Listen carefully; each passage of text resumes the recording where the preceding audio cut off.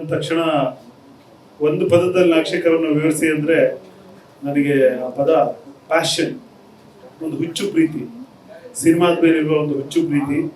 ಇವತ್ತಿನ ಈ ಸಕ್ಸಸ್ ಕೂಡ ನಾನು ಅದೇ ತರದಲ್ಲಿ ವ್ಯಾಖ್ಯಾನಿಸ್ತೀನಿ. ಈಗ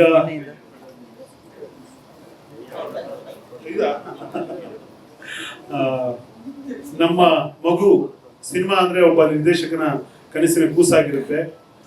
ಮಗು ಅಕಸ್ಮಾತ್ ಇಡುವುದ್ರೆ ಮತ್ತೆ ಅದನ್ನ ಎತ್ಕೊಂಡು ಎದೆಗೆ ಹೌಚ್ಕೊಂಡು ಅದನ್ನ ಗುರಿ ತಲುಪಿಸ್ತೀವಿ.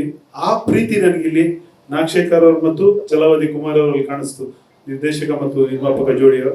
ಹಾಗಾಗಿ ನನಗೆ ಇದು ಸಕ್ಸಸ್ಗಿಂತ ಅವರ ಹುಚ್ಚು ಪ್ರೀತಿಯ ಸೆಲೆಬ್ರೇಷನ್, ಆ ಸಿನಿಮಾ ಬಗ್ಗೆ ಇರುವ ಪ್ಯಾಷನ್ನಿನ ಸೆಲೆಬ್ರೇಷನ್ ಅಂತ ನಾನು ಇದನ್ನು ನೋಡ್ತೀನಿ. ತುಂಬಾ ಖುಷಿ ಆಗುತ್ತೆ. ಮೊದಲೆಲ್ಲ 100 ದಿನ ಓಡಿದ್ರೆ ಸಕ್ಸಸ್ಸು, ಈಗ ಮೊದಲ 3 ದಿನ ಓಡಿದ್ರೆ ಸಕ್ಸಸ್. ಇದು ಏನು ಸುಮ್ಮನೆ ಉತ್ಪ್ರೇಕ್ಷೆಯ ಮಾತಲ್ಲ, ನಿಜವಾಗಿಯೂ ಅಂಕಿಅಂಶಗಳ ಪ್ರಕಾರ ಕೂಡ ಮೊದಲ 3 ದಿನ ಚೆನ್ನಾಗಿ ಓಡಿದ್ರೆ ಅದು ಸಕ್ಸಸ್. ಅಂತ ಹೊತ್ತಲ್ಲಿ 25 ದಿನ ತುಂಬಾ ದೊಡ್ಡ ವಿಷಯ. ಈ ಸಿನಿಮಾವನ್ನ ಇದು ಪ್ರೀತಿಪೂರ್ವಕ ಸಿನಿಮಾ.